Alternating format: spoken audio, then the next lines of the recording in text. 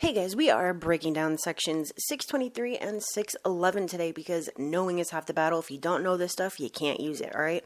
So, this is everything that you need to know about this. This is not going over the entire thing. What we're doing is we are looking at reporting with knowledge of errors, super violations, requirements of an investigation, do they have to report your info, exclusion of credit repair organizations, and if you don't know who I am, if this is the first video you are landing on, my name is Kristen, and I own Vargas Revolution, Expert Credit Sweeps, Vargas Consulting, so on and so forth. And look, I do have 400 videos that show you how to do this entire thing yourself for free here on YouTube the right way. However, if this is something that you just realize that you don't want to get into because there's a lot to it, and if you do it wrong, you're going to screw the entire thing up, then hey, you know what? That's cool. I can help you. I might be able to help you. I don't know. So if you want to find out, you can use the link on your screen in the description and in the comments to schedule a call with me, and I will see if I can help you. All right, so we're not going to go over the rest of the links. We're going to jump right into this, and we are looking at responsibilities, okay? Reporting info with actual knowledge, and this is 623A1A. It's literally like right at the top, okay?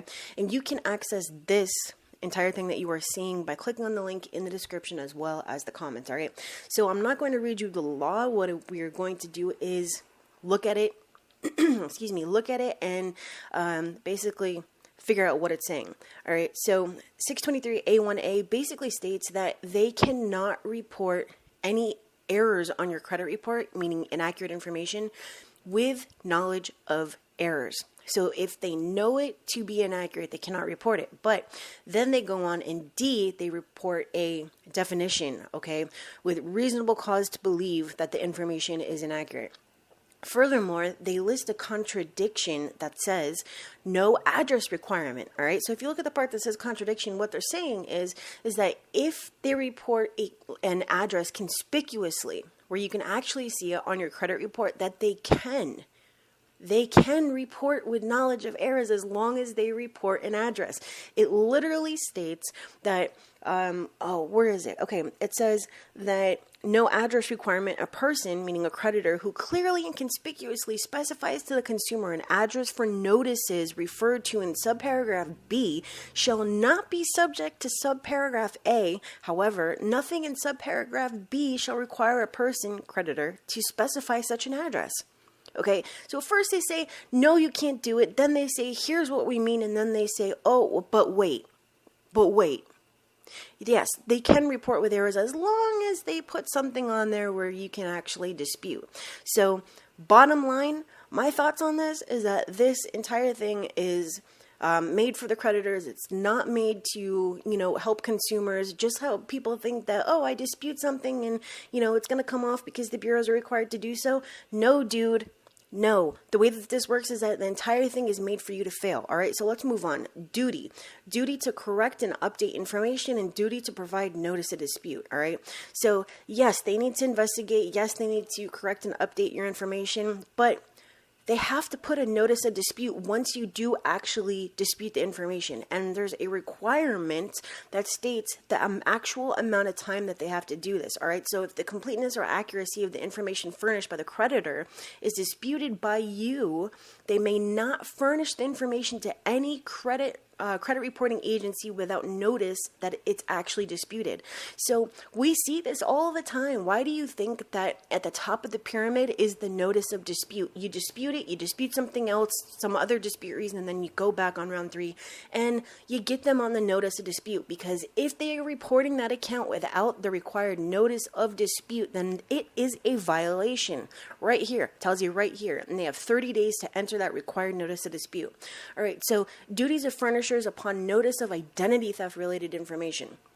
Okay, so first of all, what this is saying is that they have to, have some sort of procedures in place to, number 1, investigate it, all right? And then number 2, to determine whether you're lying or not, okay? Because obviously it's alleged, right? And then they also cannot report this information. So it's not just section 605B, it's also 623 right here. It's 6 B, if a consumer submits an identity theft report to a person who furnishes info to a CRA at the address specified by the person for receiving such report, stating that the information maintained, in your credit report is identity theft, the person may not furnish such info unless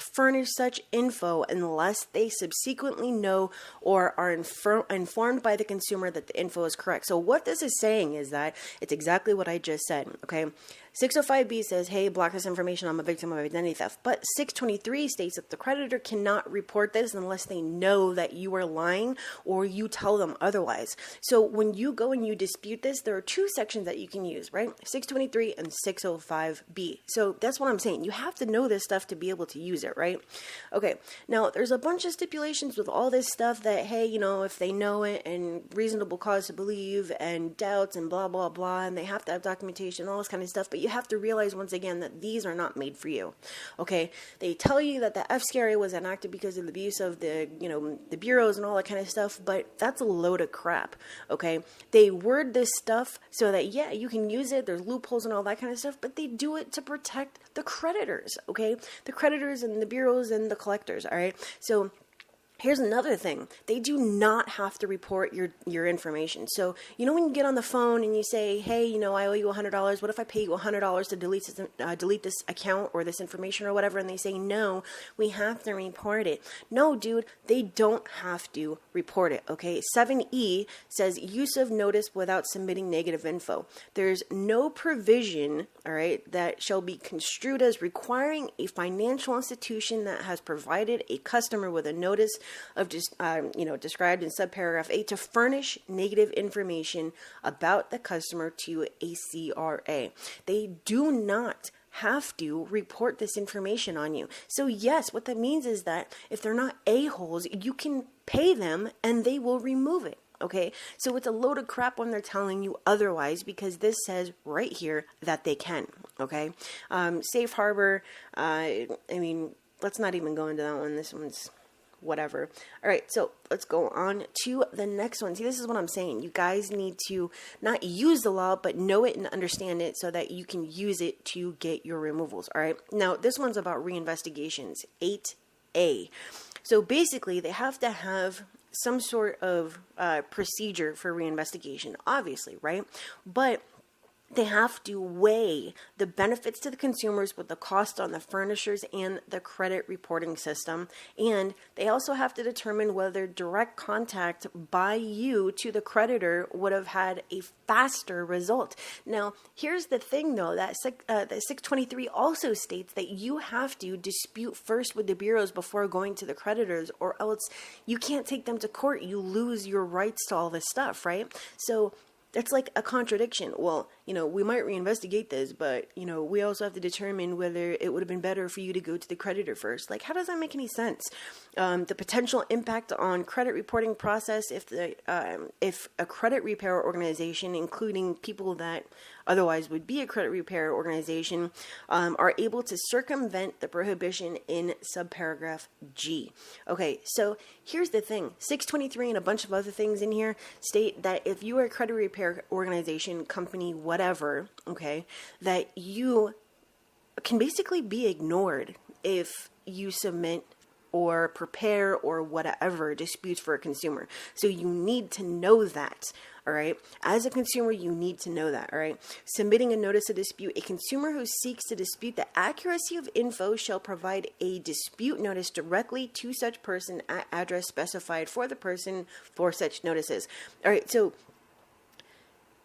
complete such person's investigation of the dispute and report the results of the investigation to the consumer before the expiration of the period under Section 611A1, within which a CRA would be required to complete its actions if the consumer had elected to dispute the info under that section. All right, so what this means is that, as we already went over, there's a very specific time frame. All right, they have 30 days to investigate. Right now, it's an additional 15 because of COVID, but we're looking at regular stuff, right? So they have a time frame of 30 days or the information has to be removed, right? Additionally, with reinvestigations, it's the same, but there's more stipulations because they have to weigh whether it's, going to cost them a lot of money, whether it's more beneficial to you, whether all that stuff, all right? So let's go to the next one. They don't have to investigate if you submit the same information. So if you're submitting the same information, you're not using new dispute reasons, you're not doing, you're not going down to the pyramid, you're not starting with the, the date last active and the date last paid, then going to the notice of dispute and all that kind of stuff, then you are basically going to be blocked and they're not going to have to reinvestigate, all right? And that's basically what AF states.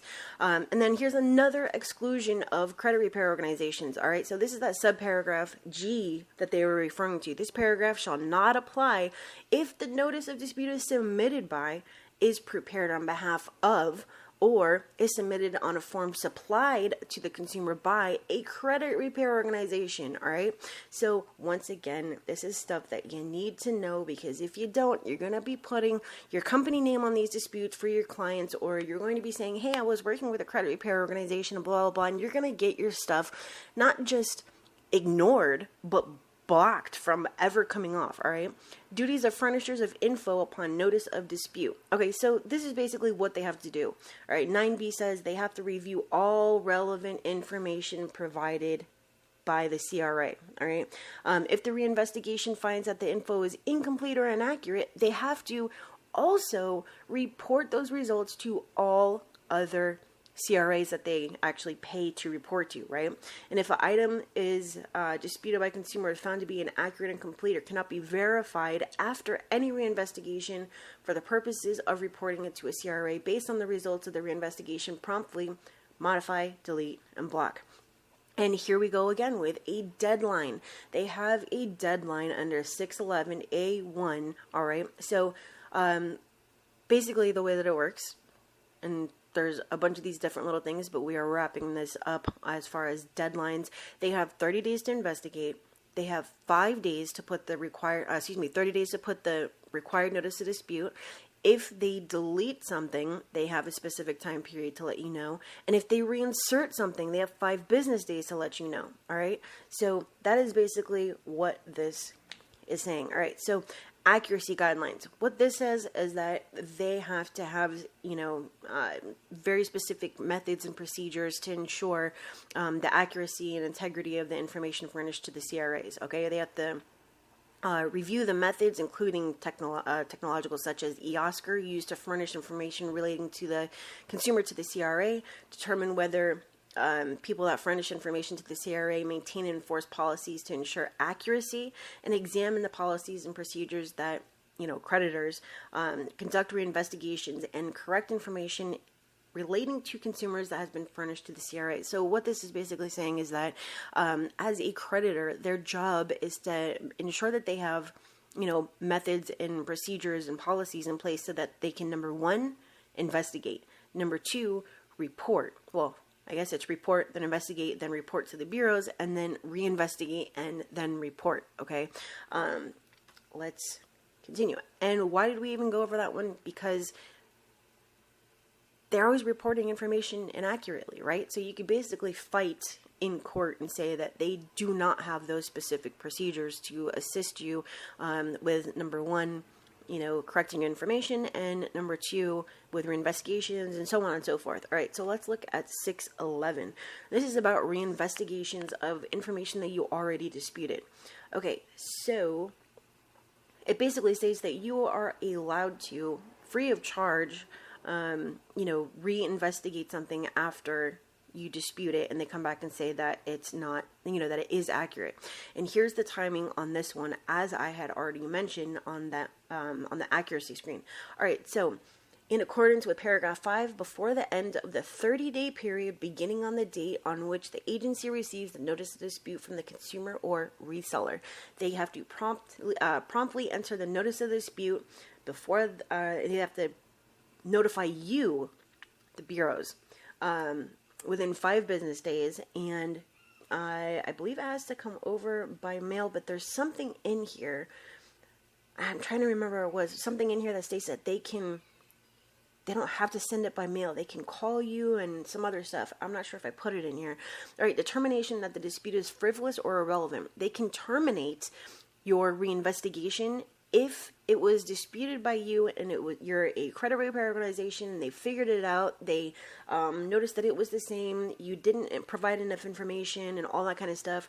Review and consider. In conducting any reinvestigation under paragraph 1, the CRA shall review and consider all relevant info submitted by the consumer in the period described under paragraph 1A and with respect to disputed info. This is a load of crap. I'm telling you this is a load of crap because they don't actually review any documentation. That's number one. And then number two is that anytime you send in a template and it says unverified, you are not providing enough information for them to conduct their number one, investigation, and number two, reinvestigation, and therefore they can come back and tell you that this is frivolous or irrelevant every single time. So why are you guys using templates? I have 400 videos that show you how to do this the exact way you're supposed to, using the actual factual data directly from your credit report and how to use it and the formula and the breakdown and all that kind of stuff. So when your disputes are coming back as irrelevant or frivolous or whatever, your number one reason is going to be not providing enough information for them to determine what you're actually saying. All right. All right, so requirements relating to reinsertion of previously deleted material. Okay, and this is B. Okay, this one's a load of crap because it says certification of accuracy of info. If any info deleted from the consumer's file pursuant to subparagraph A, the info may not be reinserted in a file by the CRA unless the person who furnishes the info certifies that the info is accurate and complete. Certifies. How are they, number one, investigating? Number two, how are they verifying? And number three, how are they certifying? They're not investigating, they're not verifying, and they're not certifying, okay? So that's a load of crap, all right? And then they have to give you a notice. It's a very specific timing that they have to give it to you. It's 5 business days. It must include a statement that the info was disputed, has been reinserted, and then they have to have procedures to prevent reappearance of this information, right? So they may report the results of the reinvestigation that finds incomplete or inaccurate info in a consumer's file to other, credit reporting agencies. All right. So that's what I'm saying. They say, hey, look, that we did this to protect you. And then they also say, oh, wait, but we're doing this because it's actually beneficial to not you, but to the bureaus. Okay. So anywho, description of reinvestigation procedure. You can go and read this one yourself, but I'm going to tell you the part that is important is the CRA may limit such statements to not more than 100 words. And this is the important part. If it provides the consumer with assistance in writing a clear summary. So I take that to mean that if the bureaus didn't help you whatsoever, if you are not typing it on their website or whatever, that you can write a statement however long you want and that they have to report it. That's just the way that I'm reading it. I could be totally wrong. So when it comes back and it's not in your favor, they delete it, they reinsert it, and you're barking about it, that you can write something longer than a 100-word statement. Okay, and this is about resellers. Let's just say like you dispute online with Credit Karma. So if the reseller determines that the info is not complete or inaccurate, that they have to basically be part of the investigation, excuse me, and all that kind of stuff. So this one's not really that important, so we're just going to jump over that. All right, so we got to the end of this. If you got to the end of this, I do appreciate it. We are looking at the 3 ways that I can help you right now. Let's start at the bottom. You can go learn how to dispute using the DisputeIQ quiz for free at thevegasmovement.com/DisputeIQ-level1. And I have a new site, and I'm not going to read the link because it's too long, where you can find my process documentation, meaning I'm not just giving you like my results. I'm actually going to be showing you and documenting my process, and I have my beta coaching coming out on the 17th, on Monday. All right, so you can use the link on the screen, and it's cool. Just go check out the website anyways, all right? And then done for you, credit sweep. We already spoke about this. You can go and schedule a call with me to see if I can help you. And if I can, great. If I can't, guess what? I have 400 videos, and I have a ton of free resources, and you can learn based on, the DisputeIQ, level 1. It's free. Do it. All right. So I will see you guys later. Have a great day. Bye. Bye. Bye.